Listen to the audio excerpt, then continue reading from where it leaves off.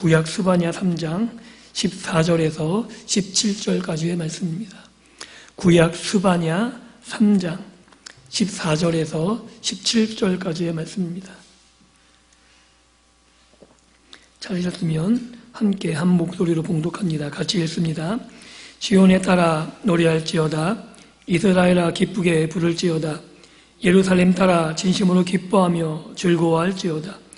여호와가 내 형벌을 제거하였고 내 원수를 쫓아냈으며 이스라엘 왕 여호와가 내 가운데 계시니 내가 다시는 화를 당할까 두려워하지 아니할 것이라. 그날의 사람이 예루살렘에 이르기를 두려워하지 말라. 시온아 내 손을 늘어뜨리지 말라. 너의 하나님 여호와가 너의 가운데 계시니 그는 구원을 베푸실 전능자이시라. 그가 너로 말미암아 기쁨을 이기지 못하시며 너를 잠잠히 사랑하시며 너로 말미암아 즐거이 부르며 기뻐하시리라 하리라. 아멘. 오늘은 우리가 읽은 본문 말씀을 가지고 전쟁의 용사라는 제목으로 함께 말씀을 나누고 은혜 받기를 원합니다. 이 스바냐 선지자가 활동하던 시대는 요시야 왕 때입니다. 요시야 왕이 누구냐면 하나님 앞에 언약갱신을 하고 이스라엘 백성들의 마음을 떠나갔던 그 마음을 하나님께로 돌이켰던 유다 마지막 시기의 개혁의 왕입니다. 그리고 이 스바냐가 요시야 왕 때 활동하면서 아마도 요시야가 스바냐의 영향을 많이 받은 것으로 많은 학자들이 보고 있어요. 그래서 요시야가 그 말씀의 개혁을 철저하게 시도했을 거라 생각합니다. 왜냐하면 이 스바냐는 히스기야의 족보에 들어가는 왕족이에요. 왕족이면서 하나님의 말씀을 받은 선지자로 활동했기 때문에 요시야 왕의 먼 6천 정도 돼요. 그러니 아마 영향력이 아마 지대하게 끼쳐졌을 거라 생각합니다. 그런데 이 요시야 시대 때뿐만 아니라 이스라엘에 멸망되는 그 시기에 대부분 선지자들이 선포했던 메시지의 핵심적인 내용이 뭐냐면 여호와의 날이라는 게 있어요. 이 여호와의 날을 선지자들이 선포했을 때 이스라엘 백성들은 굉장히 기뻐했어요. 왜냐하면 이스라엘 백성들은 여호와의 날을 구원의 날로 받아들였거든요. 그래서 하나님이 이방을 심판하고 이스라엘을 구원하실 그 날, 이제 그 날이 왔다라고 생각했는데 많은 선지자들이 그 여호와의 날을 구원의 날이 아니라 심판의 날로 선포합니다. 그러니까 굉장히 당황스럽죠. 왜냐하면 아니 어떻게 하나님의 백성인 우리들을 심판할 수가 있지? 우리가 이렇게 이방 민족에게 압제를 당하고 고난을 당하는데 우리에게 구원이 아니고 우리에게 심판이라고? 라는 당혹감을 감출 수가 없었죠. 그런데 많은 선지자들이 스바냐를 비롯해서 많은 선지자들이 왜 심판의 날인지 이 여호와의 날이 이스라엘이 기다렸던 구원의 날이 아니라 왜 심판인지를 아주 분명하게 경고합니다. 그건 너희들의 우상 숭배 때문이라고. 너희들이 하나님을 섬기는 것이 아니라 너희들이 섬기면 안 되는 열방의 우상들을 섬겼기 때문이라고 말하죠. 이스라엘이 또 반론해요. 뭐냐면 우리는 하나님을 섬기지 않은 적이 없다고. 선지자들은 말하죠. 너희는 하나님을 섬긴 적이 없다고. 왜냐하면 이스라엘은 제사를 하나님께 끊임없이 바쳤지만 우상도 동일하게 섬겼거든요. 그런데 하나님은 우상도 섬기고 여호와도 섬기는 걸 원하신 것이 아니라 오직 하나님만을, 여호와 하나님만을 섬기기를 원하셨던 거죠. 그렇기 때문에 하나님 편에서는 이스라엘이 하나님을 섬기지 않았던 거죠. 또 한 가지, 그들이 하나님을 섬기지 않았던 게 어떻게 증명되냐 하면 말씀을 따르지 않았습니다. 하나님 말씀대로 그들이 살았다면 이스라엘 땅에는 하나님의 통치가 있어서 이스라엘 사람끼리 압제와 광포 이런 것들이 없어야 되거든요. 왜냐하면 하나님 말씀대로 정의와 공의가 실현돼야 되는데 안 그랬어요. 지금 시대보다 훨씬 더 빈부격차가 컸고요. 기득권이라고 말할 수 있는 제사장들, 이들이 부패가 훨씬 더 심해서 가난한 사람들이 얼마나 고난과 압제 속에 신음했는지 모릅니다. 그런 말씀을 떠난 그 삶이 하나님을 섬기지 않는 것의 증거라고 말하죠. 그리고 더 놀라운 건 요시야가 개혁을 하고 이스라엘 백성들의 마음이 돌아왔음에도 불구하고 하나님이 이스라엘을 멸망하겠다는 마음을 돌이키지 않으세요. 놀랍지 않으세요? 왜냐하면 하나님께 돌아오면 하나님도 돌아오셔야 되는데 이스라엘 백성이 하나님께 돌아왔는데 안 돌아오시겠대요.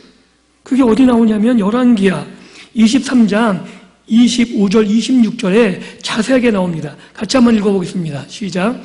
요시야와 같이 마음을 다하여 뜻을 다하여 힘을 다하여 모세의 모든 율법을 따라 여호와께로 돌이킨 왕은 요시야 전에도 없었고 후에도 그와 같은 자가 없었더라. 그러나 여호와께서 유다를 향하여 내리신 그 크게 타오르는 진노를 돌이키지 아니하셨으니 이는 므낫세가 여호와를 경노하게 한 그 모든 경노 때문이라. 놀랍지 않으세요? 분명히 돌이켰다고요. 하나님의 언약의 말씀대로라면 이스라엘 백성이 돌이키면 하나님이 돌아오셔야 돼요. 왜냐하면 하나님은 언약에 신실하셨기 때문에 하나님께서 분명히 말씀하시기를 내가 너희가 돌아오면 내가 돌아오겠다 약속하셨는데 무슨 일인지 하나님께서 돌아오지 않으시겠대요. 그게 므낫세가 저지른 죄악 때문입니다. 므낫세가 어떤 죄악을 저지르냐면 아합의 북이스라엘 아합의 모든 그 죄를 다 본받아서 그 죄를 저질러요. 그리고 아합보다 훨씬 더 심하게 우상을 숭배해요. 얼마나 끔찍했냐면 모든 우상들은 남녀 관계를 하잖아요. 우상들도 우리나라하고 똑같아요. 그리스 신화 보면 신들이 훨씬 더 지저분하잖아요. 그죠? 얼마나 추잡한지 몰라요. 그래서 남신이 있고 여신이 있고 그래서 관계를 맺어가지고 아들 신하고 막 이래요.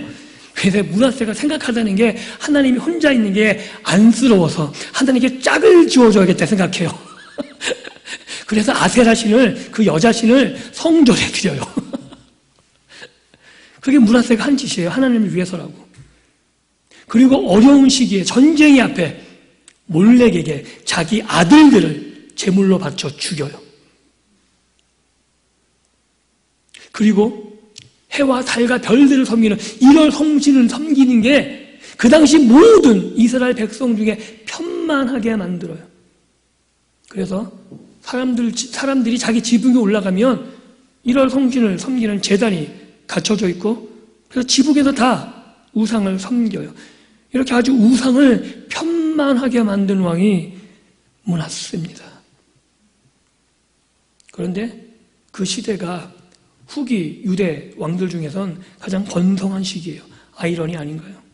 군사적으로도 강대해서 이스라엘 침노해서 땅도 빼앗고요.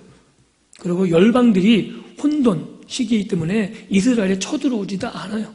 그래서 나라도 많이 회복하고 땅도 넓히고 경제적으로도 부유하고 그런데 우상이 창궐한 그 시기에 하나님이 경노하셔서 이스라엘이 요시야 때 돌이켰음에도 불구하고 돌아오지 않으시겠다고 말하죠. 그리고 그 내용이 그 심판이 여호와의 내려다니는 심판이 스바나에 아주 구구절절 나옵니다. 1장부터 하나님이 피조 세계를 심판하시겠대요. 이 땅 전체를 다 심판하시겠대요. 왜냐하면 사람의 죄를 졌거든요. 하나님이 대리 통치자로 사람에게 이 땅을 다스리라 그랬는데 사람이 죄를 져서 이 땅을 다 오염 시켰기 때문에 하나님이 이 땅을 다 깨끗하게 청소해 버리시겠다는 거예요. 그리고 유다와 우상 숭배자들 그들을 하나님이 전부 다 벌하시겠다 그러고 이스라엘을 벌하는 도구로 열방을 세우세요. 그런데 그 열방이 하나님의 도구인 걸 자각 못하죠. 그래서 자기 스스로 강대제도가 바벨론이나 아수르나 아니면 암몬 그 어떤 민족도 하나님이 나를 세우셨다고 생각하지 않아요. 그래서 그들이 내가 강성해져서 내 힘으로 이스라엘을 짓밟죠. 그게 하나님 앞에 교만이어서 하나님이 열방들도 심판하시겠다고 선언하십니다. 단지 이스라엘을 깨닫게 하기 위한 도구를 원하셨는데 열방은 그 이상을 행한 거죠. 여러분 혹시 그 사실 아십니까? 내가 내 자녀를 때리는 건 훈육하는 건 마음이 아프려도 그 자리도 견딜만한데 남이 내 자식을 훈육하게 두고 때려보세요. 괜찮으세요? 열받죠, 그죠? 그게 조금 심해져 보세요. 가만 냅두시겠어요? 그건 못 참는 거예요. 내가 훈육하는 거하고 남이 끼어드는 거하고는 다른 거죠. 우리가 선생님들에게 내 자녀를 맡겨서 훈육을 위임하죠. 그런데 그게 훈육을 넘어서 그 사람의 감정풀이가 되면 여러분 어떡하세요? 그래서 요새 학교에서 문제가 시끄럽잖아요. 교권을 인정해야 돼요. 그런데 교사도 감정에 치우치면 문제가 발생할 수밖에 없는 거잖아요. 이 열방이 그런 존재거든요. 하나님이 이스라엘을 위해서 위임해서 도구로 사용했는데 그걸 넘어서 버리니 하나님이 이거는 아니라는 거죠. 그래서 어떻게 해요? 그 교만으로 열방도 심판하시겠다고 말하고 있는 거죠. 그리고 나서 3장에 들어와서 하나님께서 이스라엘에 대한 구원을 선포하시고 그 구원의 내용 가운데 우리가 너무나 익히 잘 아는 스바냐 3장 17절에 말씀이 들어있는 겁니다. 너의 하나님 여호와가 너의 가운데 계시니 그는 구원을 베푸실 전능자시라. 이 말씀이 얼마나 우리에게 힘이 되고 위로가 되는지 몰라요. 왜냐하면 분명 하나님이 어떻게 말씀하셨어요? 너희가 돌아왔지만 내가 돌아가지 않겠다. 내 진노를 거두지 않겠다라고 말씀하셨는데도 하나님의 심판 가운데 하나님이 인자하셔서 하나님이 그 언약을 기억하셔서 하나님이 유다를 완전히 진멸하지 않으시겠다는 거죠. 그래서 수많은 선지자들이 계속해서 나오는 내용이 뭐냐면 남은 자들이 있다는 거예요. 하나님이 완전히 진멸하지 않고 남겨두시겠다는 거죠. 그게 3장 9절부터 나오는 내용이에요. 그때 내가 여러 백성들의 입술을 깨끗하게 하여 그들이 다 여호와 이름을 부리면서 한 가지로 나를 섬기게 하리니, 이게 뭐냐면 그들이 하나님을 찾는 게 아니에요. 그들이 깨달아서가 아니에요. 하나님이 그들의 마음을 감동시키셔서 하나님이 그들의 마음을 돌이키시겠다는 거예요. 너무나 뜻밖이지 않나요? 므낫세의 죄 때문에 내가 너희에게 돌아가지 않겠다. 내가 너희들의 죄를 용납하지 않겠다. 내가 진멸하고 내가 진노하고 그 경도를 이스라엘이 완전히 퍼붓겠다 말씀하시는데도 그 가운데 뭐라 그래요? 그 가운데 내가 내 백성을 돌이키게 하는 백성을 두어서 그들의 입으로 나를 부르게 하겠다라고 하고 있는 거죠. 나를 온전히 섬기는 백성들을 남겨두겠다는 거예요. 이게 뭐냐면 하나님의 언약, 모세 언약에 나온 것과 너무나 배치되는 내용이에요. 모세 언약은 굉장히 조건성이 강해요. 그래서 솔로몬도 이 모세 언약을 기억하면서 하나님 이스라엘이 범죄하면 그들이 죄를 깨닫고 그들이 기도하고 돌이키면 그들의 죄를 사하시고 해요. 그렇죠? 하나님이 돌아오시는 조건이 뭐냐면 그들이 죄를 깨닫고 그들이 하나님께 용서를 구하고 돌이키면 하나님 돌아오셔서 그들을 용서해 주십시오.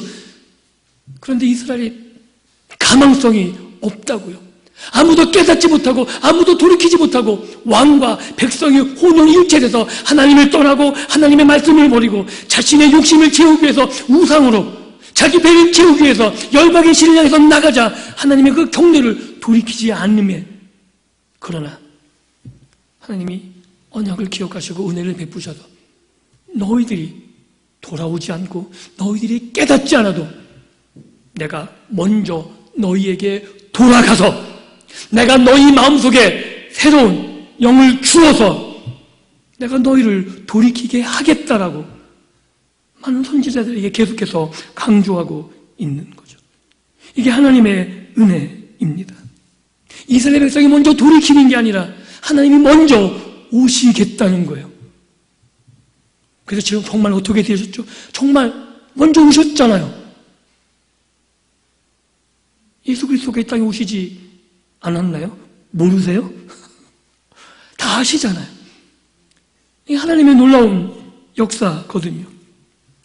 그리고 백성을 성결케 한다고 말하는데 이게 굉장히 아픈 거예요. 이게 왜냐하면 이 백성을 성결케 한다는 얘기는 하나님이 그들을 강제적으로 깨끗게 하겠다는 내용이거든요. 뭐를 통해서요? 심판을 통해서요. 그래서 하나님의 심판이 선행되어져요. 그러니까 여러분들 이 말이 하나님 우리를 깨끗하게 하시겠다. 굉장히 좋은 말이죠. 근데 이게 아픈 말이에요. 왜냐하면 우리의 죄를 하나님 어떻게 강제적으로라도 시켜내시겠대요. 우리에게 고난과 핍박과 환난을 통해서라도 하나님은 우리를 버리는 게 아니라 우리를 가까이 두게 하기 위해서. 제가 청년들이나 아이들에게 이런 비유를 자주 써요. 내가 누구를 사랑하는데 그 사람을 사랑해서 껴안고 싶은데 다가만 가면 그 사람이 타 죽어요. 생각해 보세요. 내가 누구하고 막 같이 있고 싶은데 내가 가면 그가 나를 견딜 수 없어 해요. 가까이 가면 가까이 갈수록 그가 타 죽을 현상이 발생된다면 가까이 가는 게 사랑인가요? 안 가는 게 사랑인가요? 어떻게 생각하세요? 어떻게 생각하세요? 하나님이 이 딜레마에 빠진 거예요. 하나님이 이스라엘 가운데 임재하길 원하세요. 그래서 성전도 내가 이름을 거기 두고 내가 너희와 함께 했다고 계속 말씀하시는데 하나님이 함께 할 수 없는 환경이 자꾸 발생하는 거죠. 어떻게 해요? 이스라엘이 죄악이 거하고 우상을 섬기고 계속 죄 가운데 있으니까 하나님이 임재하실 수 없는 거죠. 하나님이 임재하면 거기에 심판이 임하게 되고 거기에 죄악이 임하게 되고 왜냐하면 언약의 저주가 임할 수밖에 없거든요. 신명기 28장에 우리가 읽어보면 복보다 저주가 훨씬 더 많습니다. 언약의 축복은 14절이고요. 나머지 50절 정도의 분량은 다 저주에 관한 내용이에요. 그렇게 언약의 저주가 끔찍해요. 그런데 이 언약의 저주는 하나님의 백성이 하나님 말씀을 어기면 하나님을 섬기지 않으면 발생하는 거죠. 즉 그들이 하나님을 떠나는데 하나님이 그곳에 임하면 당연히 심판만 있게 되어지고 저주만 내리게 되어지는 거예요. 그래서 어떻게 해요? 하나님이 그곳에 임하게 하기 위해서 하나님이 임하시기 위해서 그리고 하나님이 그 마음으로 그들을 품기 위해서 그들을 성결케 해야 되는 거죠. 그래서 이 심판은 하나님의 구원의 선행 조건이라고 볼 정도로 언제나 하나님이 이스라엘 백성 가운데 징계로 아니면 심판으로 그들을 다 솎아내신 후에 그들이 하나님 앞에 바르게 세워져서 하나님이 그 가운데 거하시게 됨을 우리는 구약 성경 전체를 통해서 늘상 확인하게 되는 거죠. 그리고 그렇게 남아있는 자들, 왜냐하면 징계와 심판 속에 뭐가 남았겠어요. 그러니까 오늘 12절 말씀이 이렇게 스바냐 3장 12절이 이렇게 기록하고 있죠. 같이 한번 읽어볼까요? 시작. 내가 곤고하고 가난한 백성을 내 가운데 남겨두니 그들이 여호와의 이름을 의탁하여 보호를 받을지라. 이게 당연한 게 아무것도 남아있지 않다고요. 하나님의 심판할 때 뭐가 남았겠어요? 언약의 저주 가운데 있는데 그들이 갖고 있는 게 뭐겠어요? 전쟁의 폐허, 모든 상처들 남은 게 이것뿐이 없어요. 자기가 가진 것으로 의지할 게 아무것도 남아있지 않기 때문에 그들은 가난하고 곤고해서 오로지 누구만 의지하게 돼요?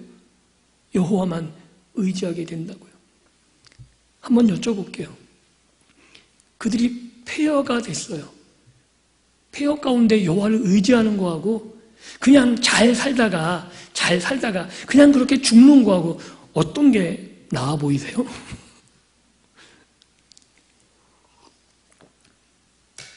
답은 아는데 답이 쉽게 안 나오시죠, 입으로. 왜냐하면 우리는 고난받는 거 싫거든요. 고난받는 거 좋은 사람 아무도 없죠.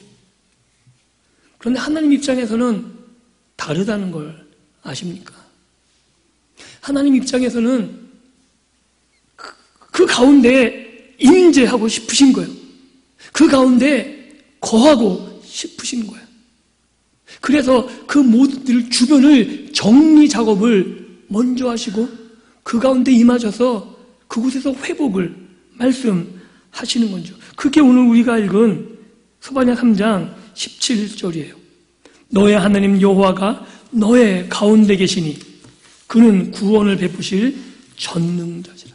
이것은 남은 자들에게 해당하는 내용이에요. 즉 하나님의 심판과 징계 가운데 결국 그 마음이 돌이켜져서 하나님을 향해서 오로지 하나님만 의탁할 수밖에 없는 그 곤고하고 가난한 자들, 그리고 겸손해진 자들, 하나님이 그렇게 일을 먼저 시작하신 그 자들 가운데 하나님이 이제 함께 하시겠다는 거죠.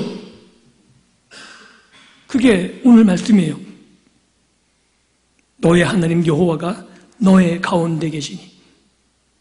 그리고 그 하나님은 어떤 하나님이냐면 구원을 베푸실 전능하신 하나님, 전능자시라는 거예요.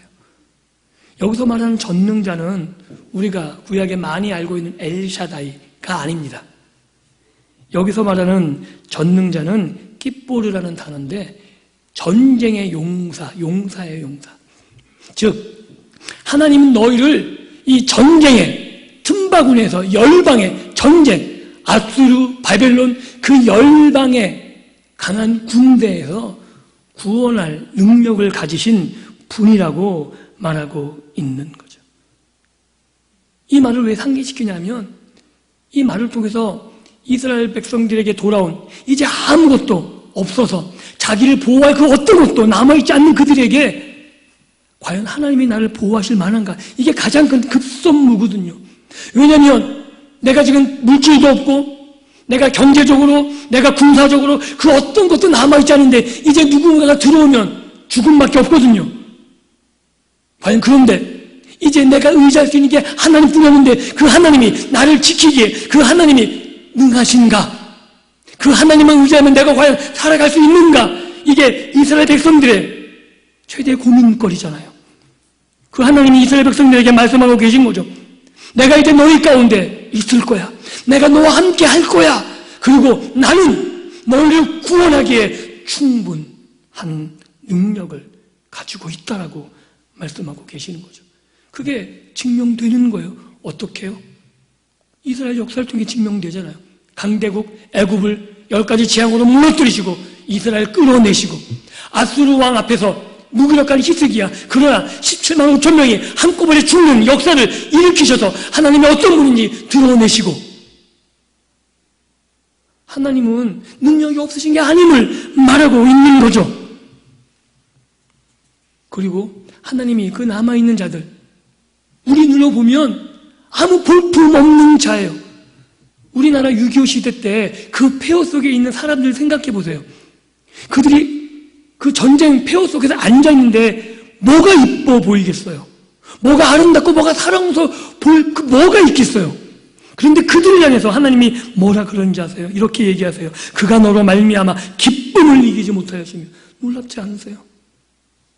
전쟁의 피해서 남아있는 것이 아무것도 없는데 좀 벌거벗은 자 같은데 소망도 아무것도 없고 기댈 것이 아무것도 없는데 하나님이 그들을 바라보시면서 이렇게 말씀하고 계신 거예요. 내가 너로 인해서 기쁨을 이기지 못한다라는 거죠. 사람들 눈에 보기에는 형편이 없는데 이제 그들은 하나님의 기쁨의 대상이 됐다는 거예요. 이렇게 이해하시면 될 것 같아요. 여러분 자녀가 망나니 짓 하고 속을 속이고 아주 못된 짓 하다가 돌아왔는데 몰골이 거지 몰골이에요. 그런데 그 아들이 거지 몰골임에도 이제 정신 차려서 돌아왔다면 여러분 그 아들 어떻게 보이시겠어요? 남들은 거지라고 피하고 냄새나고 피하겠지만 그 아들이 바른 정신으로 온 거를 확인한다면 그게 보였다면 여러분 기쁘지 않으시겠어요? 부모는 그것보다 기쁜 게 없을 것 같아요. 왜냐면 정말 이 아들에게 소망이 생긴 거거든요. 이 아들에게 내가 무엇을 줘도 아깝지 않을 거거든요. 하나님이 지금 그러시는 거예요. 이제 아무것도 없는 것 같고 다 망가져서 이제 할 수 있는 것 소망도 없는 것 같은데 하나님은 이제 네가 나의 기쁨이야. 이제 내가 너를 모든 것을 할게 만들 거야. 내가 너를 통해 일할 거고 내가 너에게 모든 것을 공급할 거고 그 누구도 너를 건드리지 못하게 만들 거고 내가 너를 통해 이제 일하고 내 영광을 너를 통해 받을 거라고 말하고 있는 거죠.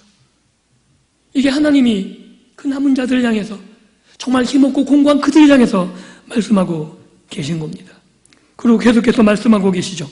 너로 말미암아 즐거이 부르며 기뻐하시리라. 이게 놀라운 말씀이에요. 그리고 그 앞에 너를 잠잠히 사랑하시며. 이게 저도 이게 책을 보면서 느끼는 이게 잘 와닿지 않아요. 왜냐하면 언어를 저도 잘 못해서 이게 안 와닿아요. 그런데 설명은 그런 거래요. 이게 하나님이 사랑의 감정이 막 복박쳐가지고 그 아들이 돌아왔을 때 보고 막 어찌할 줄 모르는 형용할 수 없는 그걸 표현한 거라 그래요. 좀 설명이 좀 되세요? 이게 막 감흥이 와야 되는데 막 저도 잘 안 와요. 그런데 그렇게 연상하시면 좋을 것 같아요.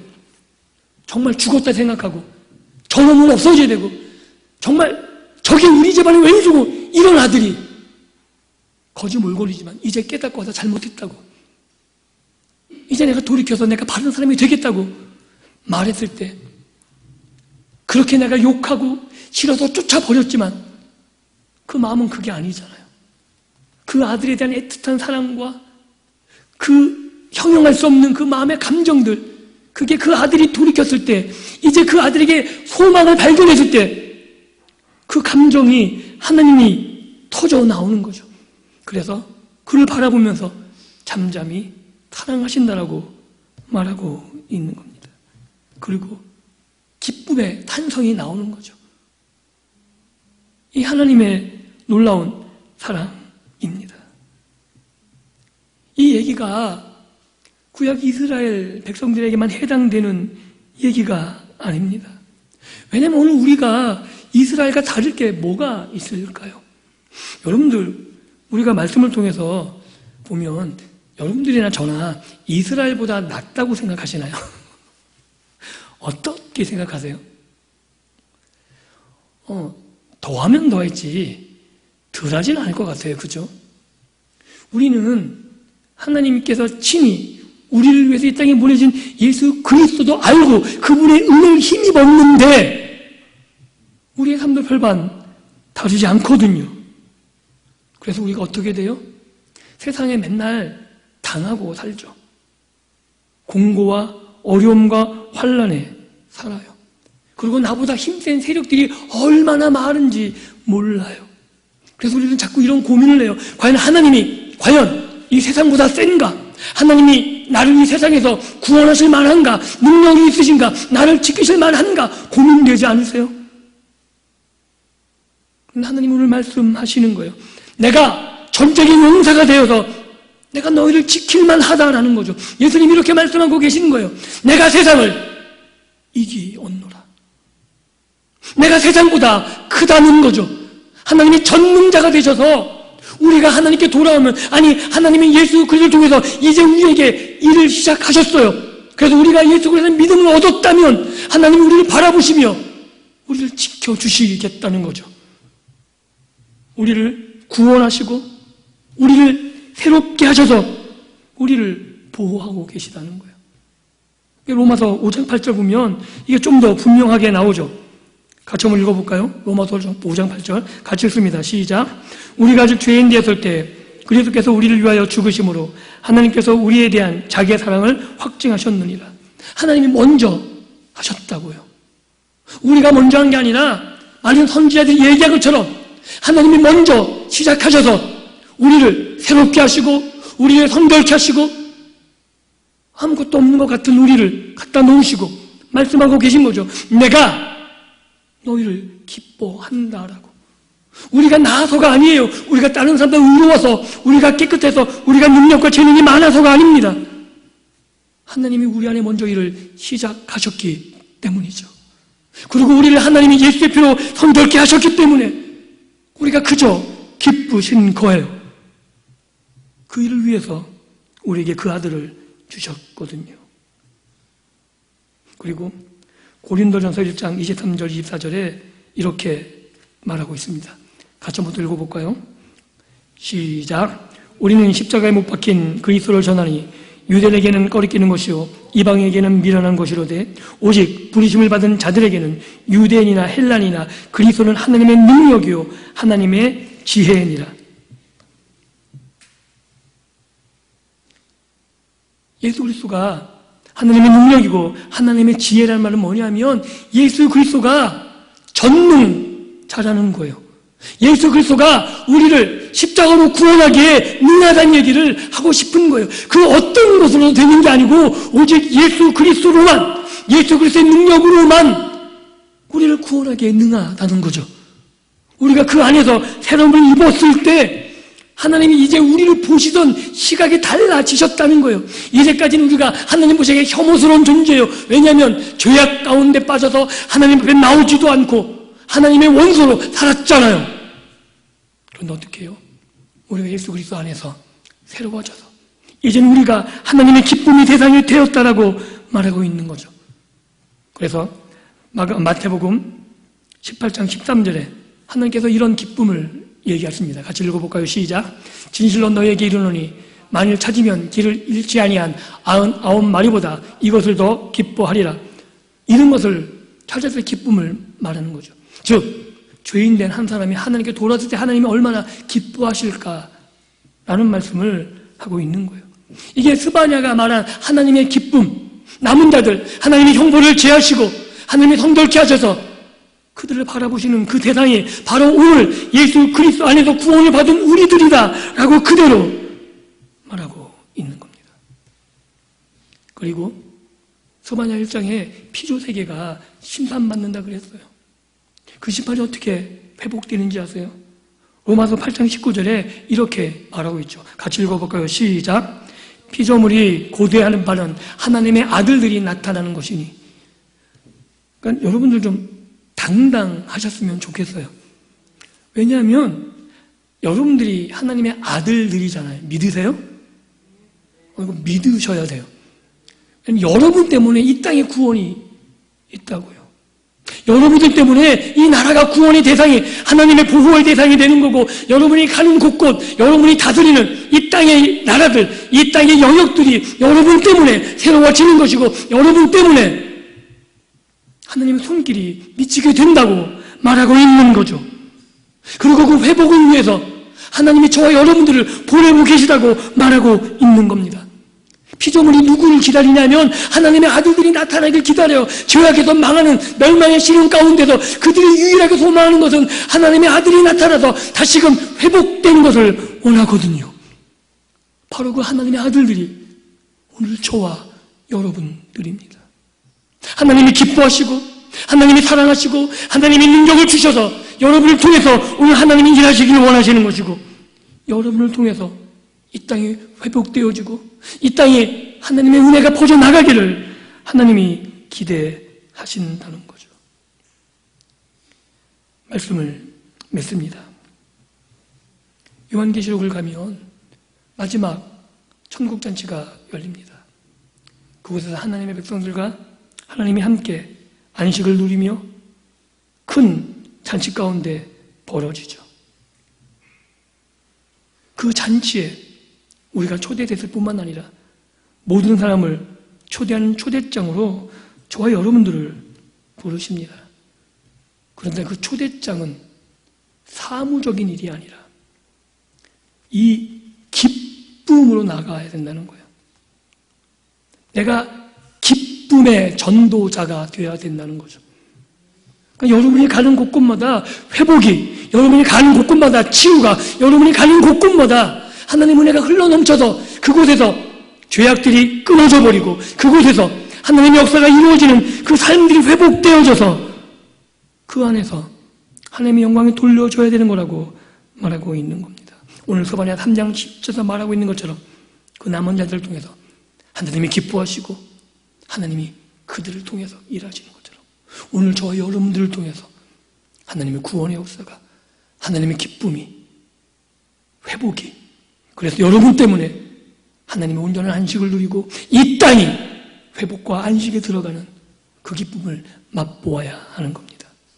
그 소망을 가지시고 그 일을 먼 미래가 아니라 오늘 여러분 자신부터 여러분 안에서 회복된 기쁨을 누리시고, 여러분 때문에 여러분 가정이 천국이 되어서 회복된 기쁨을, 하나님은 우리 가정을 사랑하시고 우리 가정을 잠잠히 보시며 우리 가정 속에 하나님의 은혜, 하나님의 사랑의 노래가 흘러넘치는 그 일들을 이루시고 그래서 여러분이 가는 곳곳마다 사랑의 전도자, 기쁨의 전도자, 회복의 전도자가 되셔서 여러분 때문에 이 땅에 소망이 시작되어지는, 여러분 때문에 하나님의 은혜가 이 땅 가운데 전파되어지는 그런 믿음의 복된 삶을 살아가시기를 주님의 이름으로 축복합니다.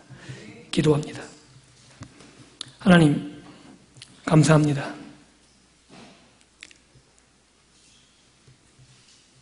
우리를 구원하여 주셔서 우리 가운데 계시고 우리를 보시며 기쁨을 이기지 못하여 하시고 잠잠히 사랑하시고 즐거이 부르고 기뻐하시는 그 하나님의 은혜를 우리가 이 시간 경험할 수 있도록, 하나님의 사랑이 우리가 잠길 수 있도록 우리를 붙잡아 주시기를 간절히 소원합니다.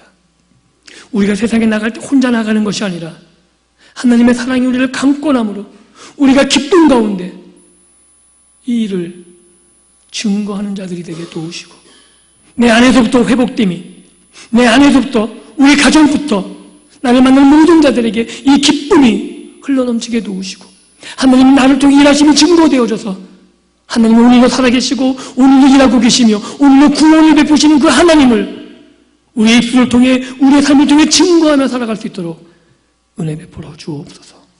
감사드리며 예수님 이름으로 기도하옵나이다. 아멘. 다 같이 찬양합니다. 주 사랑이 나를 숨쉬게.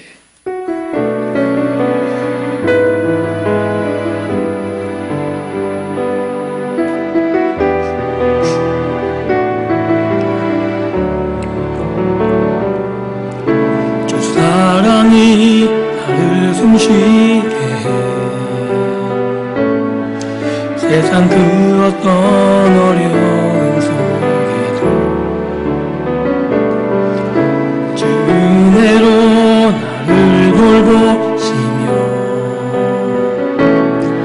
세상 끝날까지 지켜주시.